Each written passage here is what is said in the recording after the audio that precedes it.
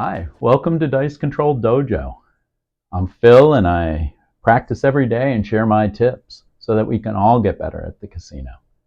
Today we're finishing up 2 more videos on detailing the throw. Right now we're talking about the dice landing. What do the dice land? What does that look like? What is it supposed to do? What variations happen? And what do we do about it as we move forward? So let's talk about that. We were talking yesterday about the dice in the air, and there's a lot of stuff you can analyze with dice in the air on what happened to that dice. Remember we talked about one being up this way, the left one, the right one. Them splitting off like this might be because your fingers were too tight, right? We were talking a lot about what they do in the air. They're supposed to go backwards for me, just a nice little rotation backwards so that they can get to the back wall, hit up and down, and they're supposed to stay hopefully on axis and they don't move. So what's going on here? What are the possibilities of the problems? Well, if one dice is too high or spinning too fast, right, and it lands, those are issues that are in the air that we can diagnose. But when they come down and they land, what are they supposed to do? They should land nice and proper, up, over, back, down, and sit, right? That's what you want. So what are the different possibilities of landing? Okay, we want them to be nice and soft. Sometimes they're going to hit back and they don't. One goes way out here, okay? So what happened there? The spin or rotation, if you're not seeing what's happening in the air, the second thing, like with me, I'm focused on my landing zone, right? I want that landing zone. I want to hit right there. So what if I don't see what's happening in the air? And I can't diagnose it that way, but I can see the landing zone and I can see what I did. If the dice land differently, I can also analyze from the landing what happened. It isn't all only in the air. In the air is one thing, but then if this one dice is spinning too much compared to this one, it's going to hit the back wall and it's going to roll a lot. So then I know that my ledge was not right. Okay? There was a problem with the ledge. If they both spin out of control and they spin out, that's an upper body throwing. I overthrew, right? It hit the back wall, it's spinning all over the place. But if they're spinning together, that's a diagnosis of I overthrew. If I dead cat, did I miss my landing zone? Yeah, I didn't hit the landing zone. So if I dead cat, I threw my shoulder through too much. So once again, we want consistency every single time I'm throwing that dice. So what other things can happen? We talked about the one dice. What if they split and they go this way? What caused that? Well, when they were in the air, if I had the wrong pressure with my thumb and my middle finger were too pressure, and I didn't have a nice relaxed ledge with my thumb just touching the top, then if my pincer got too tight here, what happens is before it releases, it may separate this way or this way based on the pressure. And when that happens, this is going to go this way, and this dice is going to go this way, and that's going to cause a split. So that was caused by pressure on your fingers. So when we're doing a throw, right, I may not be able, because I'm focusing totally on my landing zone. But when I throw it, I had one dice in the air. That was, so my ring finger, the green one,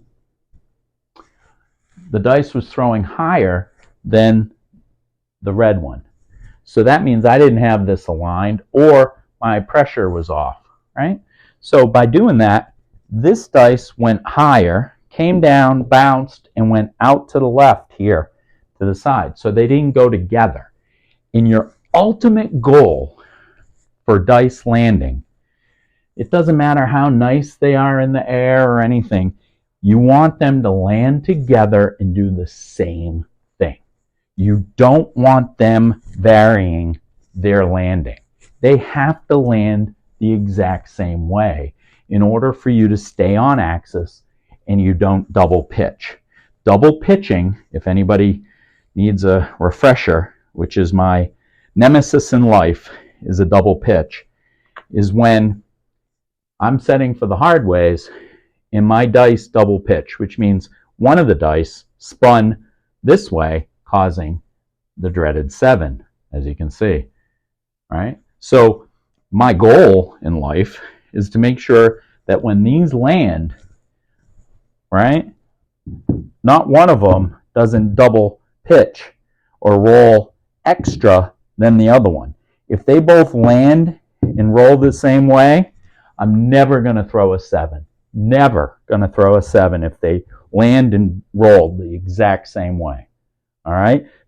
And if one goes off axis this way, that's not bad when you're throwing on the hard ways, so it's okay. And just know, you're not going to throw the perfect throw every single time, but you're going to try to throw it the same way each time. And in future videos for analyzing our throws, there's a lot of things that can go wrong from there to here. And you want to make sure you eliminate a lot of that. So what did we talk about? We talked about if one of the pressures or my thumb is not pointing in the right direction, they're going to land and go this way, like this. That means my thumb, my angle or my shoulder was throwing this way. If they go in this direction, this way, and you see them come over here, that means I was either, my major muscle groups were throwing this way, or my thumb was pointing that way, and that sent them off. If one dice bounced higher and came down and rolled over more, that's once again pressure. Your shelf should be pressure free. It should be lined up and it should be even. Not one finger off more than the other. It should be just a nice pressure that your dice land and sit the way it's supposed to. So when you're practicing, you got to start recognizing, now that you've practiced, for me, been practicing 30-something days, my practice is trying to narrow down what is going on in the air, looking at my landing zone. Now see, they released the exact same way. They landed flat, but one came out a little bit more, and you're still going to get that no matter what, but it came out a little bit more. So what happened there? Was it a pressure thing?